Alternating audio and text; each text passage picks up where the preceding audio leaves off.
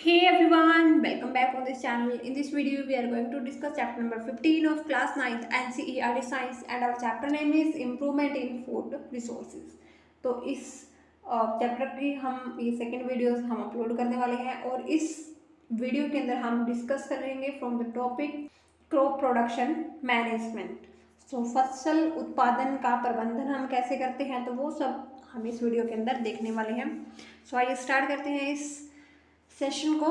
In India as in many other agricultural based countries farming ranges from small to very large farm. तो India में जैसे कि बाकी other countries होते हैं जो कि कृषि आधारित देश है, तो वहाँ पर भी छोटे से बड़े जो है किसान होते हैं, उनके पास छोटे से बड़े फार्म होते हैं। तो ऐसे ही इंडिया में भी ये सब होता है कि किसानों के पास छोटे से लेकर बड़े बड़े खेत होते हैं।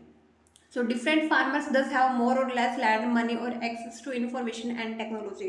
तो अलग अलग किसान के पास हो सकता है कि किसी किसान के पास ज़्यादा भूमि हो, ज़्यादा पैसे हो, ज़्यादा वो इन्फॉर्मेशन और टेक्नोलॉजी को वो अप्रोच कर पाए, और दूसरी तरफ हो सकता है कि किसी एक ऐसे किसान के पास जिसके पास कम भूमि है, कम पैसा उसके पास है, तो उसके पास इंफॉर्मेशन और टेक्नोलॉजी भी कम ही पहुंचेगी। So in short it is a money और financial condition that allows farmers to take up different farming practices and agricultural technology. तो ये पैसा ही है जो डिसाइड करता है कि किसान जो है अपने खेत में किस तरह की टेक्नोलॉजी, किस तरह की प्रैक्टिसेस वो अपने खेत में जो है इस्तेमाल कर पाएगा। So there is a correlation between higher inputs and yield. तो यहाँ पर एक सामंजस्य होता है इनपुट और यील्ड के बीच में, यानी कि जैसे अगर हम हाई इनपुट देंगे, हाई टेक्नोलॉजी का इस्तेमाल करेंगे, हाई एग्रीकल्चरल प्रैक्टिसेस का हम इस्तेमाल करेंगे, तो हमें आउटपुट या यील्ड भी हमारा जो उत्पादन है वो भी काफ़ी अच्छा होगा। सो thus the farmer purchasing capacity for inputs decides cropping system and production practices। तो किसान की परचेजिंग कैपेसिटी कितनी होगी, यानी कि वो इनपुट को कितना परचेज कर पाएगा, वही डिसाइड करता है कि उसका क्रॉपिंग सिस्टम क्या रहने वाला है और क्या उसके खेत में उत्पादन होने वाला है। यानी कि जितना वो लागत उस पर जो है वो कॉस्ट या इनपुट उसमें अच्छी अगर वो डालेगा, तभी तो उसकी जो क्रॉपिंग सिस्टम है, फसल तंत्र है और जो उसकी प्रोडक्शन प्रैक्टिसेस है उन्हें वो अच्छी होंगी, उनका निर्धारण अच्छा होगा। So therefore production practices can be at different levels. तो हम ये बोल सकते हैं कि हमारी जो प्रोडक्शन प्रैक्टिसेस होगी, यानी कि उत्पादन प्रणालियाँ होंगी, उनका लेवल भी जो है वो अलग अलग। सो हो सकता है कि वहाँ पर नो कॉस्ट प्रोडक्शन भी हो, लो कॉस्ट प्रोडक्शन भी हो और हाई कॉस्ट प्रोडक्शन प्रैक्टिसेस भी इस्तेमाल की जाए। तो यानी कि बिना लागत के भी उत्पादन हो सकता है, थोड़ी कम लागत के भी उत्पादन हो सकता है, और अगर ज़्यादा लागत होगी तो भी उत्पादन यहाँ पर हो सकता है। तो वो डिसाइड होता है कि किसान के पास कितना पैसा है, कैसे उसकी फाइनेंशियल कंडीशन है। So our next topic is nutrient management। Just as we need food for development, growth and well-being, plants also require nutrient for growth। जैसे कि हम लोगों को एक अच्छे विकास, वृद्धि और एक अच्छा स्वस्थ जीवन जीने के लिए हमें खाने की ज़रूरत होती है, फूड की ज़रूरत होती है। In the same sense plants को भी न्यूट्रिएंट चाहिए होते हैं ताकि वो ग्रो कर सके। Nutrients are supplied to plants by air, water and soil. तो हवा से, पानी से, मिट्टी की हेल्प से पौधों को न्यूट्रिएंट्स जो है वो सप्लाई होते हैं। There are several nutrients which are essential for plants. तो यहाँ पर बहुत सारे न्यूट्रिएंट्स होते हैं जो पौधों के लिए बहुत आवश्यक होते हैं। Air supplies carbon and oxygen. हवा से कार्बन और ऑक्सीजन की सप्लाई होती है। Hydrogen comes from water. Hydrogen जो है वो पानी से मिलता है, क्योंकि पानी होता है H2, तो वहाँ पर हाइड्रोजन जो है वो पौधों को मिल जाता है। Soil supplies the other 13 nutrients to the plants. तो मिट्टी की हेल्प से भी पौधों को जो न्यूट्रिएंट्स चाहिए होते हैं वो उसको मिल जाते हैं। Amongst these, some are required in large quantities and are therefore called macronutrients। तो इनमें से कुछ जो है पोषक तत्व पौधों को बहुत ज़्यादा अमाउंट में चाहिए होते हैं, जिनको हम मैक्रोन्यूट्रिएंट्स भी बोलते हैं। And the other nutrients are used by plant in small quantities and are therefore called micronutrients. और बाकी के जो न्यूट्रिएंट्स हैं वो पौधे को चाहिए होते हैं, लेकिन स्मॉल क्वांटिटीज़ में, कम मात्रा में, और उनको हम माइक्रो न्यूट्रिएंट बोलते हैं। तो फिगर जो हमारी टेबल है वहाँ पर हम देखने वाले हैं कौन से मैक्रो होते हैं एंड कौन से माइक्रो होते हैं। So this is the table 15.1। Here nutrients supplied by air, water and soil. So पहले हमारे एयर से कौन कौन से न्यूट्रिएंट्स सप्लाई होते हैं पौधे को, कार्बन एंड ऑक्सीजन। हाइड्रोजन से जो है, वाटर से हाइड्रोजन एंड ऑक्सीजन। सॉइल से मैक्रो न्यूट्रिएंट लाइक कि nitrogen, phosphorus, potassium, calcium, magnesium, sulphur. And यहाँ पर कुछ माइक्रो न्यूट्रिएंट भी होते हैं। These are iron, manganese, boron, zinc, copper, molybdenum and chlorine. So deficiency of these nutrients affect physiological processes in plants including reproduction, growth and susceptibility to disease. अगर इन्हीं पोषक तत्वों की पौधे के अंदर कमी हो जाए तो उनकी अलग अलग जो शारीरिक जो क्रियाएं हैं, जैसे कि पौधे की जनन क्षमता, उसकी वृद्धि, वो डिजीज से कैसे फाइट करेगा, तो वो भी प्रभावित होती है। To increase the yield the soil can be enriched by supplying this nutrient in the form of manure and fertiliser. अगर हमारी सॉइल के अंदर इन सब चीज़ों की कमी हो जाए तो हम उसको दोबारा से उस सॉइल को एनरिच करते हैं, न्यूट्रिएंट्स से भरपूर उसको करते हैं with the help of manure and fertiliser. खाद और उर्वरक हम मिट्टी के अंदर डालते हैं। So our next topic is manure, खाद। तो कैसे हम पौधों के अंदर किस तरह की खाद को डालते हैं। So manure contains large quantity of organic matter and also supply small quantity of nutrient to the soil. तो जो खाद होता है उसमें ऑर्गेनिक मैटर यानी कि जो कार्बनिक तत्व होते हैं वो बहुत ज़्यादा अमाउंट में होते हैं, और पौधों को पोषक तत्व इनसे कम अमाउंट में मिलते हैं। Manure is prepared by the decomposition of animal excreta and plant waste. तो कैसे ये तैयार होता है, ये एनिमल के जो एक्सक्रीट है यानी कि जंतुओं का जो अपशिष्ट पदार्थ है, पौधे के जो कचरे होते हैं, उनके अपघटन से, उनके डिकम्पोजिशन से मैन्योर जो है, खाद जो है वो तैयार होता है। Manure help in enriching soil with nutrient and organic matter and increasing soil fertility. तो मैन्योर क्या करता है, मैन्योर हेल्प करता है सॉइल को एनरिच करने में डिफरेंट न्यूट्रिएंट से एंड ऑर्गेनिक मैटर से, और वो सॉइल फर्टिलिटी को भी इंक्रीज करता है यानी कि भूमि की उर्वरक शक्ति को ये बढ़ाता है। मिट्टी में पोषक तत्वों और कार्बनिक पदार्थों की ये पूर्ति करता है और भूमि की जो उर्वरता शक्ति है उसको इंक्रीज करता है। The bulk of organic matter in manure help in improving the soil structure. तो अगर जो खाद होता है, ठीक है, अगर खाद में ऑर्गेनिक मैटर बहुत ज़्यादा है तो इससे क्या होगा, इससे सॉइल स्ट्रक्चर इम्प्रूव होगा यानी कि जो मिट्टी की जो स्ट्रक्चर है, मिट्टी की जो संरचना है उसमें इम्प्रूवमेंट होगा, उसमें सुधार आएगा। This involves increasing the water holding capacity in Sandy soils. और इसमें क्या होगा, जो रेतीली मिट्टी होती है, जो सैंडी सॉइल्स होती है, उसकी वाटर को होल्ड करने की कैपेसिटी, पानी को जो है लंबे टाइम तक धारण करने की जो क्षमता है वो बढ़ जाएगी। In clay soil the large quantity of organic matter help in drainage and in avoiding water logging. और जो कि क्लेई सॉइल होती है यानी कि जो चिकनी मिट्टी होती है, उसमें अगर ये ऑर्गेनिक मैटर इनकी अमाउंट ज़्यादा हो जाए तो इससे क्या होगा, तो पानी जो है वो आसानी से निकल जाएगा और पानी जो है कम अमाउंट में वहाँ पर इकट्ठा होगा यानी कि पानी इकट्ठा नहीं होगा, पानी जो है वो ड्रेन हो जाएगा। In using manure we use biological waste material which is advantageous in protecting our environment from excessive use of fertilisers.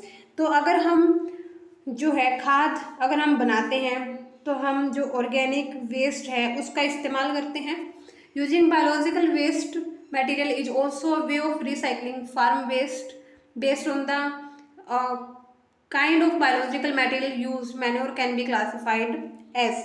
तो हम जो है बायोलॉजिकल वेस्ट को यूज़ करें, ठीक है, तो अगर हम बायोलॉजिकल वेस्ट जो है उस मटेरियल को हम जो है इस्तेमाल करें तो इससे हमें क्या होगा कि हम जो है हम फार्म वेस्ट को भी जो है वो रिसाइकिल कर पाएंगे। और इन्हीं बायोलॉजिकल मटेरियल्स की कौन कौन से बायोलॉजिकल मटेरियल्स हम यूज़ करते हैं उनके बेसिस पे खाद को हम कुछ कैटेगरीज में डिवाइड करते हैं। तो सबसे पहले यहाँ पर है कंपोस्ट एंड वर्मी कंपोस्ट। यानी कि कंपोस्ट और वर्मी कंपोस्ट क्या होता है? The process in which farm waste material like livestock excreta, cow dung, vegetable waste, animal refuse, domestic waste, sewage waste, straw, eradicated weeds, etc. is decomposed in pits is known as composting. तो composting process जो होती है उसमें क्या होता है कि जो एग्रीकल्चरल जो फार्म वेस्ट होते हैं, जैसे कि किसी पशु का जो एक्सक्रीट मटेरियल है, जैसे कि गाय का गोबर हो गया, सब्जी के छिलके हो गए, ठीक है, और जो एनिमल का जो चारे वगैरह से जो वेस्ट है वो हो गया, या घरेलू जो कचरा है वो हो गया, सीवेज का जो कचरा है वो हो गया, फेंके हुए जो घास फूस है, खरपतवार है, तो इन सभी को एक गड्ढे में डाला जाता है और उसको जो है अपघटित किया जाता है और इससे बनता है compost. So this process is called as composting.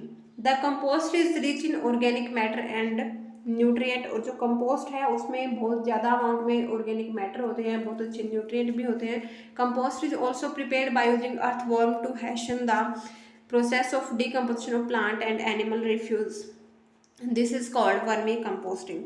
तो कंपोस्ट जो है वो हम अर्थवर्म जो केंचुए होते हैं उनके द्वारा भी हम जो है तैयार कर सकते हैं।